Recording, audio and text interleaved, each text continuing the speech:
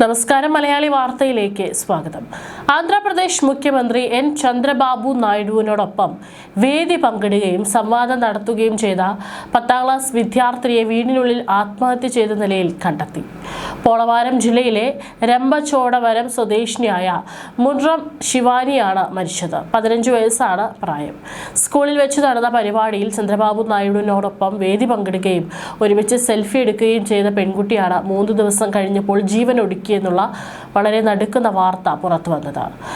രാമചോദവരം മണ്ഡലത്തിലെ ഇർളപ്പള്ളി ഗ്രാമത്തിലാണ് നായിഡുവിനോടൊപ്പം PTA മീറ്റിംഗിൽ പങ്കെടുത്ത 10ാം ക്ലാസ്സിൽ പഠിക്കുന്ന പെൺകുട്ടിയാണ് ആത്മഹത്യ ചെയ്തത്.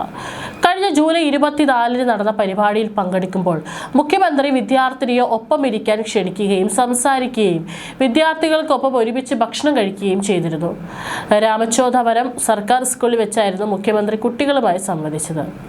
സംഭവം നടന്ന 3ാം ദിനം ഇർളപ്പള്ളി ഗ്രാമത്തിലെ മുത്തശ്ശിയുടെ വീട്ടിലാണ് പെൺകുട്ടിയെ മരിച്ച നിലയിൽ കണ്ടെത്തിയത്. രക്ഷിതാക്കളോട് ക്ഷമ ചോദിച്ചുകൊണ്ട് എഴുതിയ കത്തും കണ്ടെടുത്തിട്ടുണ്ട്.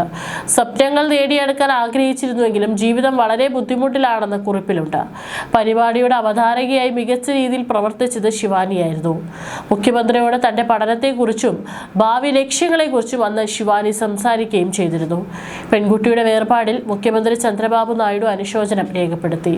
ശിവാനിക്ക് ഉയർന്ന ലക്ഷ്യങ്ങളും സ്വപ്നങ്ങളും ഉണ്ടായിരുന്നുവെന്നും ജീവിതത്തിൽ പ്രശ്നങ്ങൾ ഉണ്ടാകുമ്പോൾ ധൈര്യത്തോടെ നേരിടണമെന്നും വിദ്യാർത്ഥികളോട് അദ്ദേഹം അഭ്യർത്ഥിച്ചു. സംഭവത്തിൽ വിശദമായ അന്വേഷണം നടത്താൻ അദ്ദേഹം ഉദ്യോഗസ്ഥർക്ക് നിർദ്ദേശം നൽകിയിട്ടുണ്ട്.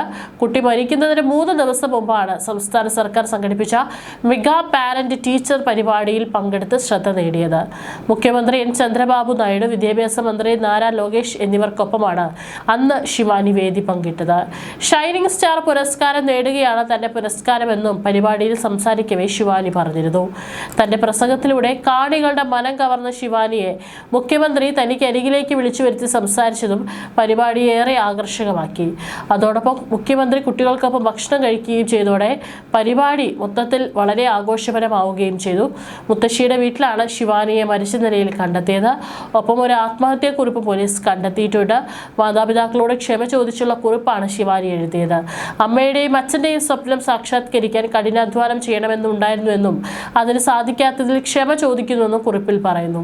ജീവിക്കാനാണ് ആഗ്രഹമെങ്കിലും അത് അത്ര എളുപ്പമാണെന്ന് തോന്നുന്നില്ലെന്നും ജീവിതം പ്രയാസകരമാവുകയാണെന്ന് തോന്നുന്നതെന്നും കുട്ടി പറയുന്നു. കുടുംബാംഗങ്ങൾ ഒന്നിച്ചു നിൽക്കണമെന്നും ശിവാനി കുറിപ്പിൽ പറയുന്നുണ്ട്. അതേസമയം ശിവാനിയുടെ മരണത്തിന്റെ യഥാർത്ഥ കാരണം എന്തെന്ന് പോലീസോ കുടുംബാംഗങ്ങളോ പുറത്തുവിട്ടിട്ടില്ല. കുട്ടിയുടെ വേർപാടിൽ അഗാധ ദുഃഖം രേഖപ്പെടുത്തിയ മുഖ്യമന്ത്രി സംഭവത്തിൽ സമഗ്ര അന്വേഷണത്തിന് ഉത്തരവിട്ടു. സ്കൂളിലെ പരിപാടിയിൽ കുട്ടിയുടെ പ്രസംഗം ഉൾപ്പെടെ പരാമർശിച്ച മുഖ്യമന്ത്രി ഈ മരണം അങ്ങേയറ്റം ഹൃദയഭേദകമാണെന്നും പറഞ്ഞു. മാനസിക വിഷമം അനുഭവിക്കുന്ന വിദ്യാർത്ഥികൾ തങ്ങളുടെ പ്രയാസങ്ങൾ കുടുംബാംഗങ്ങളോടും സുഹൃത്തുക്കളോടും തുറന്നു പറയണമെന്നും ഏത് പ്രശ്നത്തിന് പരിഹാരമുണ്ടെന്നും അദ്ദേഹം കൂട്ടിച്ചേർത്തു.